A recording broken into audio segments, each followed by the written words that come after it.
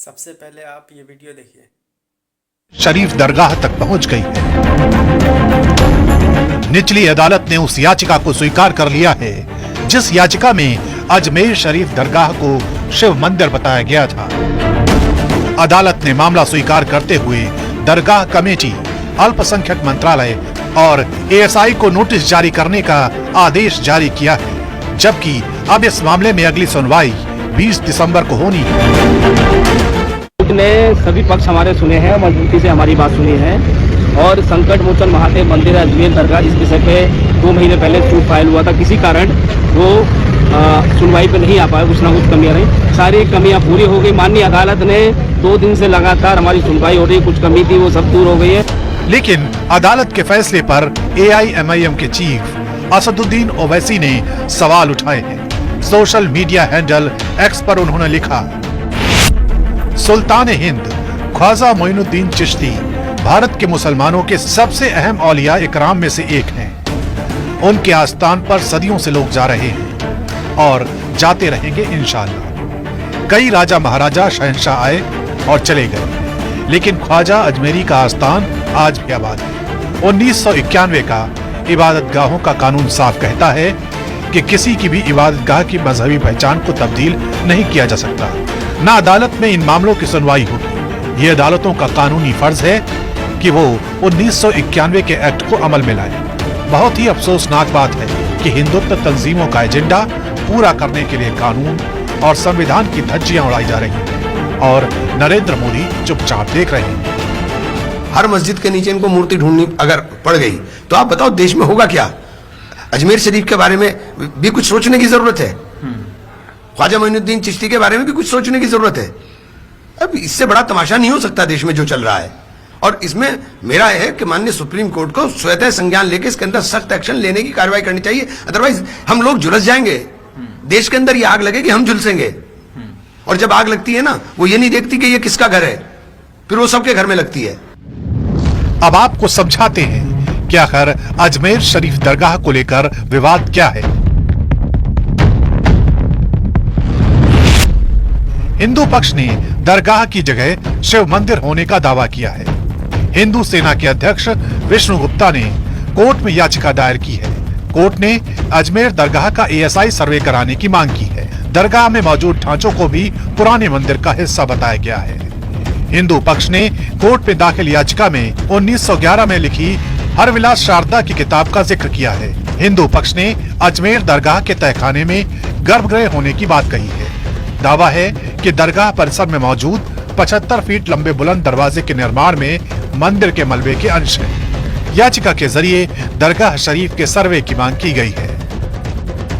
यही वजह है कि अजमेर शरीफ दरगाह के दीवान जैनुल आबिदीन के बेटे नसीरुद्दीन चिश्ती ने याचिका पर अपना एतराज जताया है। साथ ही कहा है कि ये याचिका सस्ती लोकप्रियता हासिल करने की कवायद है।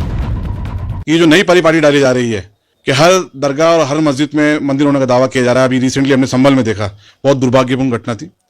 4-5 बच्चे वहाँ शहीद भी हुए। जिसकी निंदा की जाए उसकी कड़े शब्दों में कम है।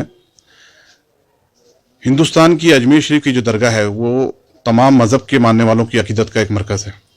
यहाँ से हमेशा मोहब्बत अमन का पैगाम गया है और इस दरगाह से आज के दौर में पूरे हिंदुस्तान ही नहीं, पूरी दुनिया के हिंदू मुसलमान तमाम मजहब के लोगों की आस्था जुड़ी हुई है।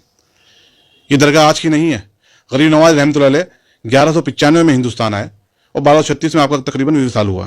उसके बाद में दरगाह बनाई गई, पूरी समय समय पे इसका निर्माण होते रहा। हजरत ख्वाजा मोइनुद्दीन चिश्ती रहमतुल्लाह अलैह की दरगाह में मंदिर है और कोर्ट ने उसे एक्सेप्ट कर लिया। तो हम तो खैर ये मान के चल रहे थे, क्योंकि अभी संभल में जो शाही मस्जिद में एक पिटीशन फाइल की गई 1:30 बजे और 3:30 बजे कमिश्नर अपॉइंट हो गया और शाम को कमिश्नर सर्वे करने चला गया DM और SP को लेकर और तमाम हमले को लेकर रिपोर्ट भी बनी। उसके बाद 3 दिन बाद नारे लगाते हुए आए और फिर जो हुआ आपके सामने, कभी मथुरा, कभी काशी, कभी बाबरी मस्जिद के फैसला आने के बाद, जबकि हमने कड़वा दूध पिया था और मान लिया था देश हित में, ये सोच रहे थे कि अब कुछ नहीं होगा, लेकिन ये थमने का नाम नहीं लेगा।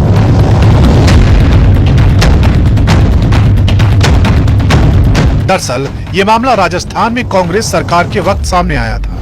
तब CM अशोक गहलोत से अजमेर शरीफ दरगाह की जांच की मांग की गई थी। तर्क दिया गया था कि दरगाह की खिड़की पर स्वास्तिक के निशान मिले हैं हालांकि उन दावों की पुष्टि नहीं हो पाई।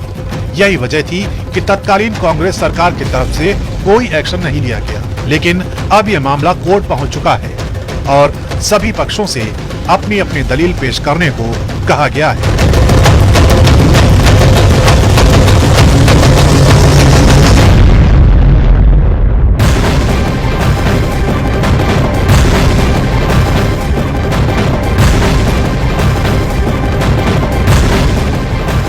अजमेर शरीफ पर हिंदू पक्ष की याचिका कोर्ट में स्वीकार होने पर समाजवादी पार्टी के नेता राम गोपाल यादव ने बड़ा बयान दिया है। राम गोपाल यादव की विवादास्पद टिप्पणी कोर्ट को लेकर है।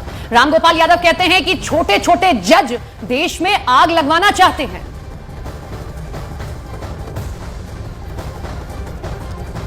मैंने पहले ही कहा था कि इस तरह के जजेस भी छोटे छोटे जजेस बैठे हुए हैं जो इस देश में आग लगवाना चाहते हैं।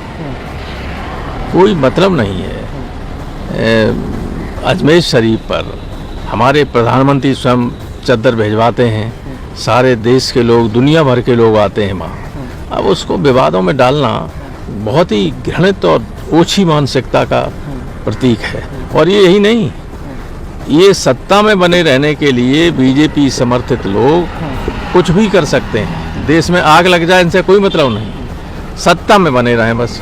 जब आक्रांता आए थे मुगल तो हमारे मंदिरों को तोड़ा था।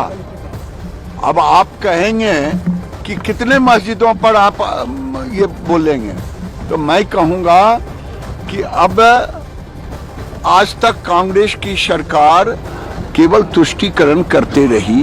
तुष्टीकरण के कारण ही अगर ये 47 में ही आक्रांतों द्वारा मंदिरों पर मस्जिद बनाने का जो उनका एक मुहिम चला था उसको समाप्त कर दिया गया होता नेहरू के द्वारा।